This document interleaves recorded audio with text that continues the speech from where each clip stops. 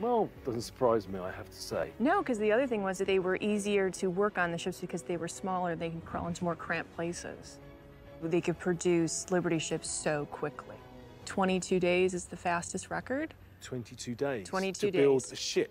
We were building them faster than they could be destroyed. So they're managing to build merchant vessels quicker Absolutely. than the U-boats can sink them. By the final year of World War II, the Allies were building over 10 new Liberty ships every week. With Allied air superiority and the cracking of the Enigma code, the days of Germany's naval campaign were numbered.